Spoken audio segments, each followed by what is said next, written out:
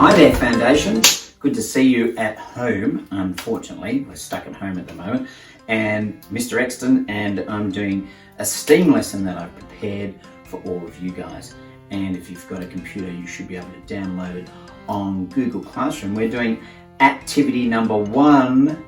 Now, you probably remember when we're doing STEAM, if you've been doing STEAM in Foundation this term, that we were talking about different types of houses, and you guys were actually building a little tiny kennel for a dog, a little tiny dog. But then we've all ended up being at home, and all of those wonderful little kennels are waiting for you back at school when you get back.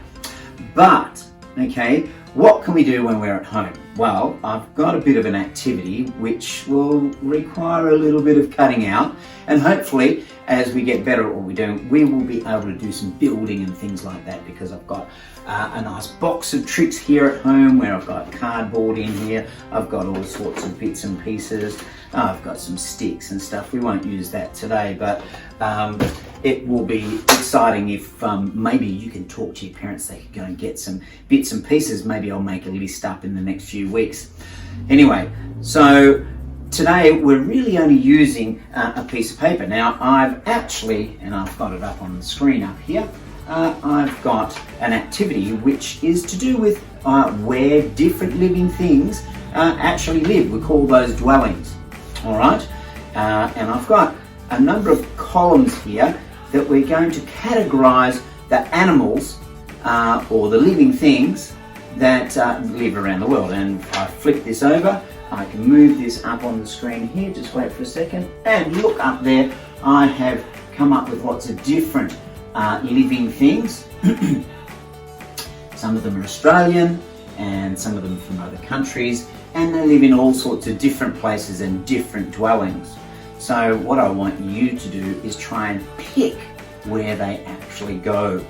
So the first thing that I would like you to do is to get a hold of your creatures, if you like, your living things, and let's colour them in first, and then let's chop them out one by one so that we can stick them in their categories. Let's just go back up to their categories before we get started. And here they are up here. In the first column, I'm asking you whether you think your particular animal or living thing lives in a tree. There's lots of them that live in trees. Can you guess any? I'm thinking a bird. A bird, you know, generally live in a tree. Not all birds live in a tree, however. What if it was an emu? I wonder where an emu would live. Let's see if an emu would fit on this category. So the other categories got the water. Would your creature or the creature that you're cutting out live in water, or would it live on the ground? Special name for that, terrestrial creatures that live on the ground, all right? Or do they live somewhere special which has been made by people, like maybe mum or dad or somebody came and built something, and some farm animals might live in a special structure and we've seen them in a special spot that we like to keep them. Like, let's just go back to the animals for a minute. What about if we had a chicken? I wonder where a chicken would live. Let's just think about that. Would it live in a tree? Possibly if it was out in the wild, but I think they like to actually run around on the ground a lot. Would it live in the water? I don't think so. Would it live on the ground? Well, if it was wild, then they used to be wild, but we call living things that human beings use for eggs and milk and meat and things like that, we call them domesticated. Can you say domesticated? All right, so if they're a domesticated creature like a chicken, they might live in a human-made structure, like a chicken pen. So what would we do in that situation? All right, so let's have a look at a chicken, and I'm going to get my animals, which you can print out at home if you're lucky enough to have a printer, or maybe you could do it on your iPad and colour them in on your iPad and then cut and paste them into the different categories. So first of all, here's my little Winnie the Pooh pencil case, which has got my pencils in it. It's a bit daggy, it's quite old. Actually belongs to my daughter, but she's old. She's 23 now, so I've still got it at home. So what colour should I do a chicken? I think I'm going to, I've got these wonderful pencils which you don't have to sharpen, by the way. I'm going to use yellow for my chicken. So I'm going to colour my chicken in yellow. Oh, right. There we go. And yellow chicken. All right, and I'm actually going to put some red for a comb on the top. That's the thing that's on the top of the chicken's head, if you didn't know. And I'm also going to colour the legs red.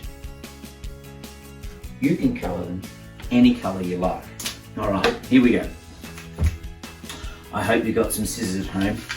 All right, so I'm going to chop my chicken out. So chopping my chicken out. And then I have to think about where my chicken is going to live. You might see up on the back of the screen every now and again, I might have a different place where a different creature lives, because I can project it up on the back of the screen here. So here's my chicken. You might see it's quite small, okay? And I need to get a glue stick, which I've got right over here. Ta-da! And let's pull the glue stick off. It's purple, but it actually dries. And I'm going to stick the back of my chicken. And where would I put my chicken? Where would I put my chicken on here? Let's have a look. Would it go into a tree? No, I don't think so. Into the water? No. If it wasn't one that we farmed, I could possibly put it on the ground, but you know what? I'm going to put it up here in the man-made section. There goes my chicken, right up there. Hello, chicken. Very, very good.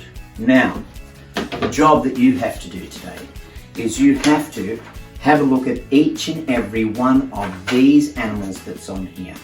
All right? Each and every one. Colour them in, do a really good job. Chop them out one by one and pick a spot where you would put them, okay, so that we know, or you know, where they would live. What special house or what special place would they live in? All right, I wonder where a pig would live. You've also got a kangaroo. You've got a koala. That's a tricky one. Does a koala live in the water? I don't think so. I bet you're clever enough to actually work that out. So you need to colour that in and stick it into your column. All right, so that's the activity today, guys. In coming weeks, we will do lots of other activities. So hopefully this helps you get started on your activity and you have a lot of fun with it. Now remember, when you have cut out all your animals and stuck them all into the right columns, ask mum or dad to go and stick it up somewhere, because you know it's going to look fantastic. Maybe you can stick it up in your bedroom. All right, okay, so have fun with activity 1, which is categorizing living things, finding out where they live. Okay, bye.